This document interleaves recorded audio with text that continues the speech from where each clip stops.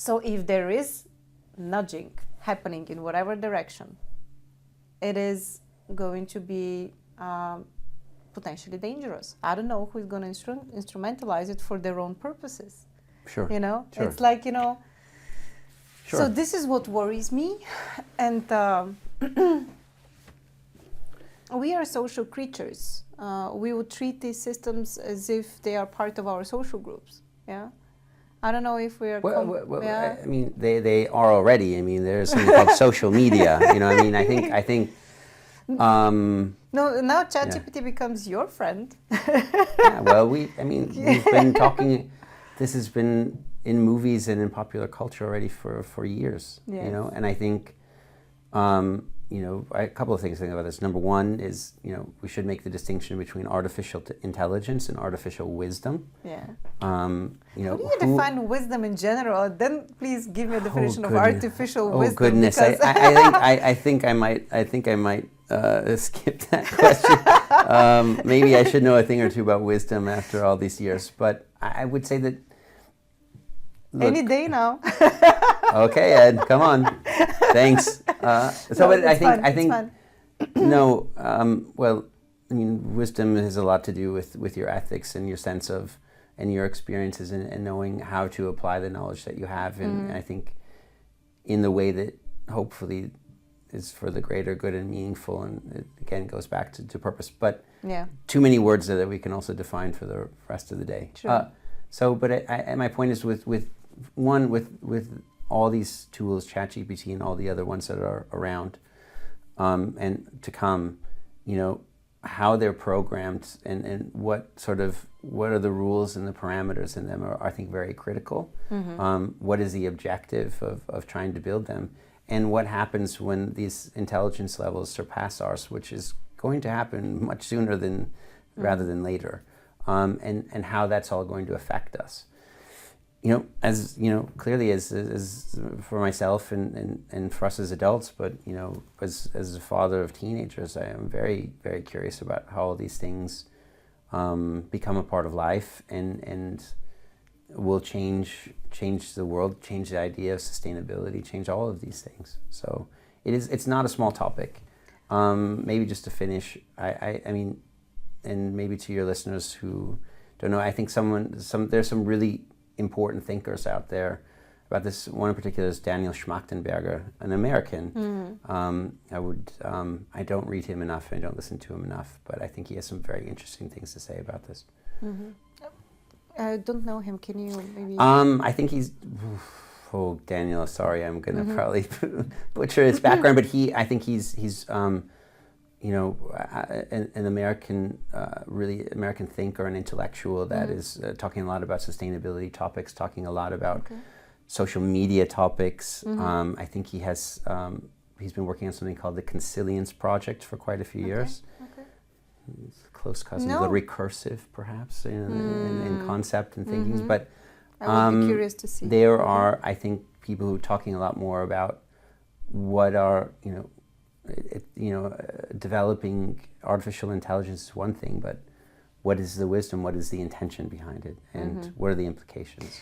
I find it in general a bit problematic that we started using very early on all these words that would describe usually human qualities, like, you know, smart and intelligence. We started using them for the machines, and they're going to be evolving more and more, and I feel like we're running out of words at this point. And at the same time, while we're trying to understand our own neural networks so that we can kind of like apply them better onto machines, Sure. we are trying to figure out what a human is, like what is it that differentiates us, and we still don't know. We call these intelligent systems, and at the same time I think there is a certain black box when it comes to ourselves, when it comes to consciousness, that we still cannot figure out what it is and where it is and how does it work and how did it came to be, when do we get it? Do we get it from birth, or is it actually or before that? Does it end with that? You didn't get it at birth? What happened? Well, what happened? I'm not even sure that, there are different theories. I mean, there are also, theories which are saying that it continues after death. Exactly. Maybe yeah, we all just turn into trees afterwards and could be, just could stay be. in place. Or I mean, mushrooms. Anyway. okay. So, but yeah, I find this exciting that the more we work on those systems and the more we try to make them even more effective and more efficient, the more we figure out about ourselves. And maybe then we will start using different words which are not connected or which we don't use to describe humans usually. Like, as I mentioned, smart, intelligent, and so on and so forth. Maybe we need these tools to actually answer all the questions that you just asked about the more that this is, Yes. this is part of progress, or Yes. however we want to define it today. Yeah. I think what seems abundantly clear is, we're not going to turn back the clock on all of these things.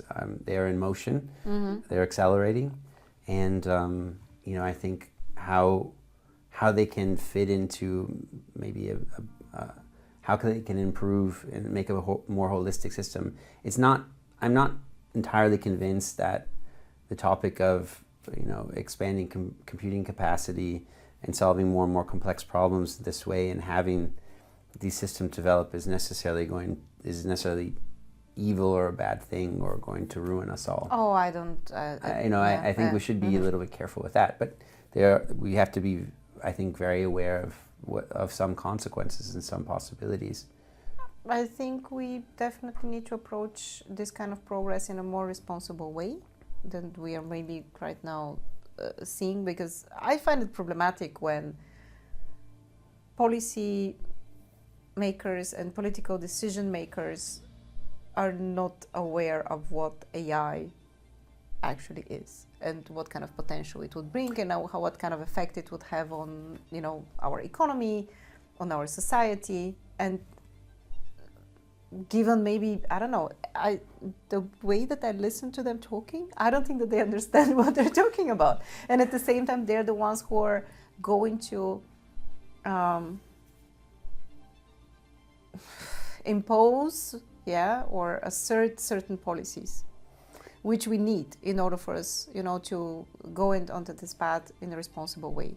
And if you're just as passionate about innovation as we are, hit subscribe for the Recursive podcast on YouTube or your favorite podcast platform. We're everywhere.